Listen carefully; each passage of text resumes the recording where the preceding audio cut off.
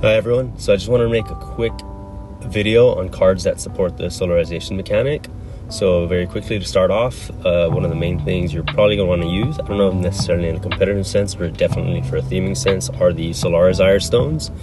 These essentially, on enter, they're all going to remove one card from the top of your deck from the game, and then they essentially tap for their respective color. The wording for these is a little different in that they decrease the will cost by either void or their respective colors, but essentially they pay for one will, and they also have a tap ability to tap to remove a card from the top of your deck, which is good for the solarization mechanic. Essentially, it kind of works as a free ramp if you use this at the end of your opponent's turn or your turn to remove cards. So very cool stones for the mechanic. Other good cards for the solarization mechanic are the cycle of Solaria's additions for each of the attributes. So these are all really cool in that they're generic support for older rulers, because as long as you have them in your starting hand and you have the ruler with the corresponding attribute, you can put them directly into the field from your hand for free. So any ruler can really take advantage of them, and then they all have the same effect to where you tap them to remove the top card of your deck from the game, and then you can choose one of two options. So one option that they all have is you're going to put a solarization card of their respective attributes into your hand and to remove a card from your hand from the game. So whenever you tap, you're always going to be netting one card extra in your removed area to fuel solarization. And then they also all have one specific effect. So for example, the light solarization is going to make all cards entering the grave this turn get removed from the game instead, and you can't chase to this ability. The fire solarization addition is going to prevent all non-battle damage that would be dealt to players or J resonators until the end of turn. The water one is going to cause judgment or ordering to cost one more until the end of turn. This also includes contract spells and contract regalia. The green one is very similar to, I believe it's Stamping Spheres from Magic, but essentially it makes every subsequent spell each turn cost one more to play, so this kind of stops combo strategies. And then the darkness one is similar to the Witch of the Fallen Kingdom, to where players cannot search their deck until the end of turn. So these are all very cool floodgate-like effects that any ruler can kind of take advantage of, especially dual attribute rulers. So other good cards for the solarization mechanic are the Cycle of Chance that were released in Crimson Moon's Battleground. So there's one for each attribute, and the way they function is you can play them for free by removing cards of the same attribute in your hand instead. And they're all pretty good cards. So for example, you have the Light Curtain. This one, it's going to destroy attacking resonators or J/resonators that attack this turn, equal to the number of cards removed from your hand. And then you also gain life equal to the total defense of the resonators destroyed. You have the Fire Chant, which is Chivalrous Tears. So same concept. You can remove X fire cards from your hand instead. Target X players or J resonators. This card deals 800 damage to each chosen target, that is your opponent or resonator they control.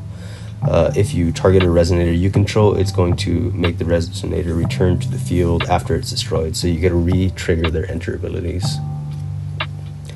The Water Chant allows you to return X target non-magic stone, non-J ruler entities to their hand, so bounce back up to the number of cards you remove from the game. The green is the Conflict of Memory and Soul, so this allows you to cancel a spell with total cost X or less up to the number of cards removed from your hand. And then the darkness one allows you to make your opponent discard X cards up to the number of cards you remove from your hand. So they're all really powerful effects, and in this case the remove cards you can now use for solarization.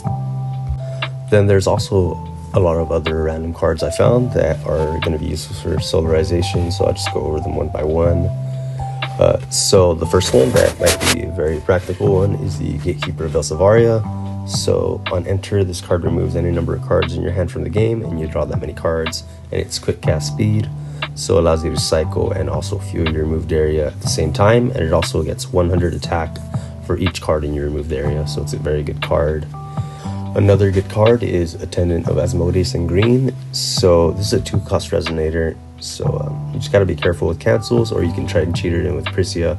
But on enter, you move the top 5 cards of your deck from the game, and if you do, you recover 3 magic stones. So it's a good effect. You just gotta be careful not to get canceled. It also has the benefit of having a discard ability for green that'll make your opponent banish an addition, which has been good recently because there's a lot of additions that now have Eternal.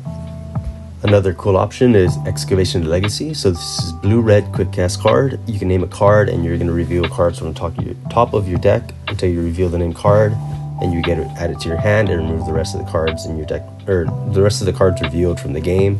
So to get you what you want, and it's also going to be removing a lot of cards in the process for Solarization.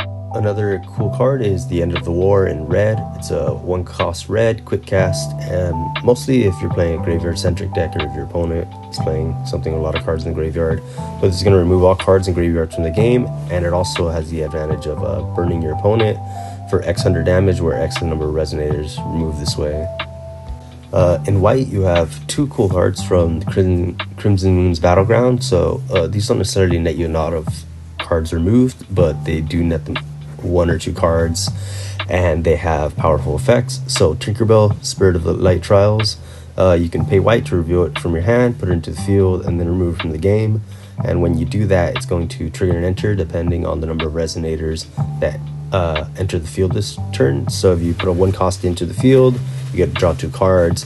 If you put a 2-cost resonator this turn to the field, you get to destroy all non-magic stone entities your opponent controls. And then there's also the Spirit of the Crimson Moon. So this is a white void, quick cast, but it has the advantage to where you can play it for free by removing a light card in your hand from the game. And then when it enters, it'll also remove itself from the game, so you'll get 2 cards removed, and it has an enter of destroy target non-magic stone, non-J resonator entity.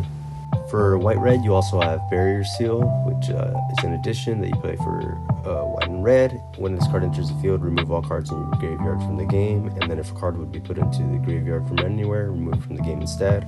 So strong effect. The only problem is it costs 2 will, so it might be a little expensive. So this, if you're playing white, the better option might just be to play the Solaria's Light edition. Another card in white-red is the First Boon, Excalibur Cassius Sword. So this one has seen play before. It's a 2-cost quick cast, and then you get to remove the top 3 cards from your deck from the game, and they also allow you to play these cards in your remove area as long as they're removed. So it's kind of versatile. You can play those cards, or you can use them for Solarization, so not a bad card. So those are just some of the examples I was able to find. I'm sure there's others, but those are some that I saw that were relatively efficient cards for Solarization. So hopefully some of them can be useful or added to your decks. And thank you guys for watching.